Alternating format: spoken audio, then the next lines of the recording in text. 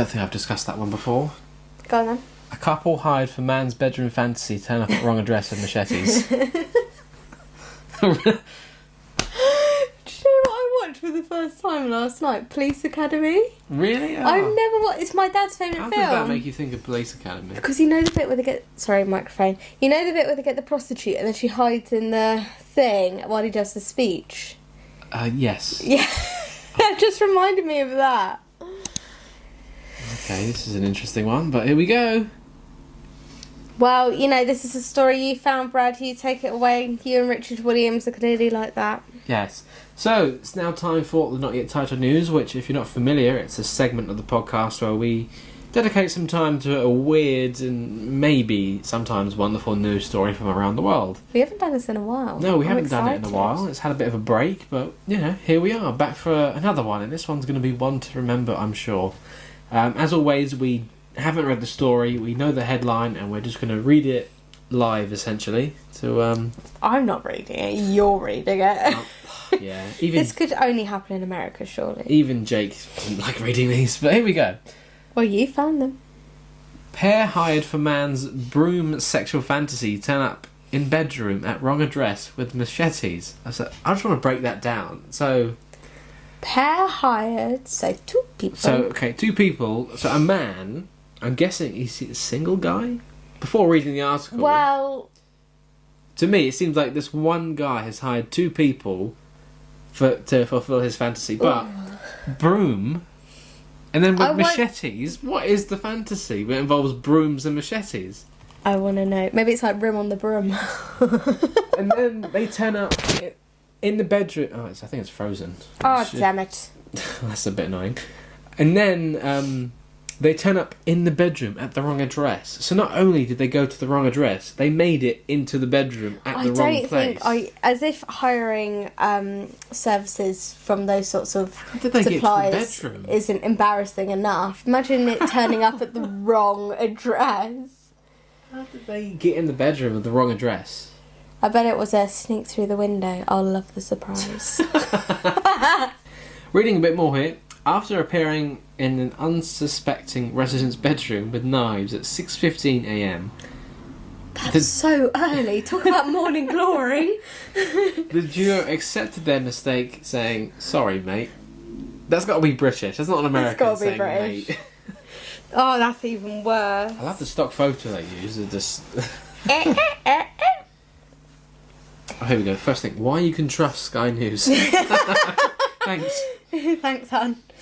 Oh, two. Oh, so it's 2 men. See, even when it said pair, I assumed it was a male and a female. I assumed it was a male and a female. So it's 2 men. Okay. 2 men stuck into a bedroom with machetes after being hired to carry out a stranger's sexual fantasy of being tied up in his underwear and stroked with a broom. Wait, hold on. But I still... So now we know where the broom comes into it, but not the machetes. I need to discover they had got the wrong address. Oh, wait. Here we go. Australia. Oh, of course. The pair from Sydney, Australia, made their apologies and left the startled victim's bedside as soon as they realised their mistake. Yeah, so they really made it all the way into the bedroom. Like, Obviously woke up this person. Standing there with machetes. Are you not the guy we're here to tie up? Can you imagine? Oh, well. Meant to go next door, sorry. Sorry, hon.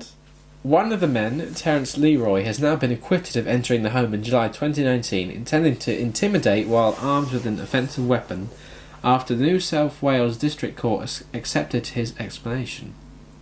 Can you imagine? Do you know what? That is like, you know when you're like, you know when you're in school and they're like, so why haven't you got your homework? And you try and make up the most like weirdest excuse. It's like, why were you trespassing? Well, I didn't mean to trespass.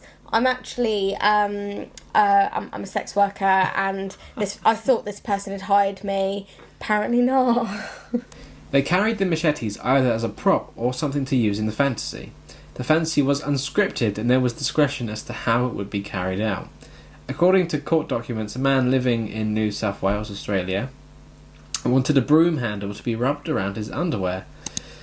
He was willing to pay $5,000 if it was, and this is like a quote of a quote, really good. It was really good. It I'll was give you- really good. Yeah, $5,000 for that.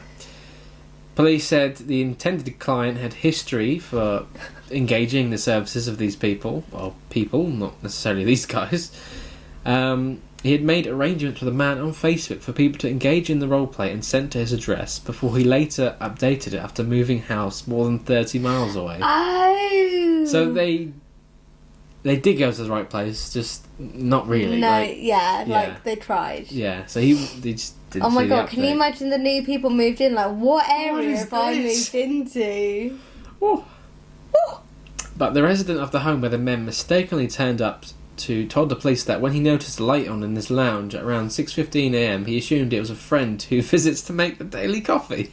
That's even weirder. That's so strange. So You're just having a friend like, yeah, do you want to come over at 6 o'clock in the morning and make me a coffee in bed? this is a weird part of Australia. This is Australia. God, bugger off, it's too early. After hearing a voice asking, "Is your name Kevin?" the man said he turned his light on to see two men he did not recognise standing next to his bed, both holding machetes. Oh my god. A conversation then ensued, to which the pair repeatedly sought to establish whether or not he was Kevin, each time being told no in response. So they really thought, oh, this is the guy, but he's just acting. He's in his role play. Yeah. He's trying to be as submissive as possible. So at one point, one of them asked, "Are you sure you're not Kevin? As we were told to come to this address and pick up Kevin." Eventually, accepting their error, the duo left with one saying, "Sorry, mate," and shaking the resident's hand while the other said bye. As if it's the most casual thing ever. Sorry, mate. Bye. I know. Won't do it again. The residents then called the police. The intended client called the men soon after to check on their whereabouts, at which point they realised their error. The two men and their driver eventually... So they have their own driver as well. Well, you can't... Yeah. Oh, okay. They had big bucks, $5,000. Well, yeah, they eventually arrived at the correct address where the would-be customer spotted... Oh, dear. Where the would-be customer spotted... What? That doesn't make sense. Where the would-be customer spotted one had a great big knife in his trousers. Sure he did. You just wanted me to look at that. The customer told him not to bring the weapon inside and he left it in the car. Court documents say all three men then entered the correct property. The client began cooking bacon, eggs and noodles after being asked to do so by Leroy, who then fell asleep on the couch.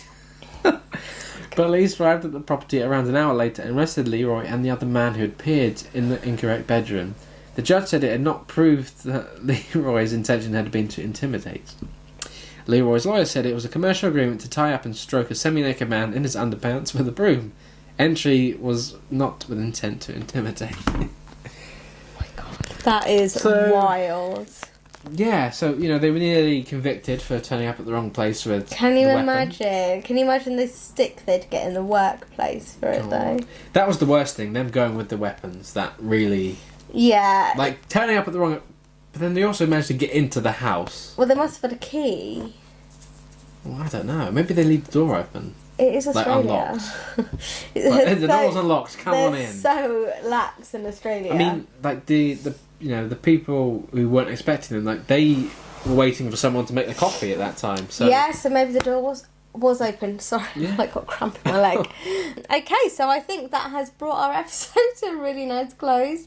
Thank you for sharing that, Bradley. Always a pleasure. Yeah, you're so welcome. I'm glad that story marked the return of the Not Yet Titled News. I'm so glad too.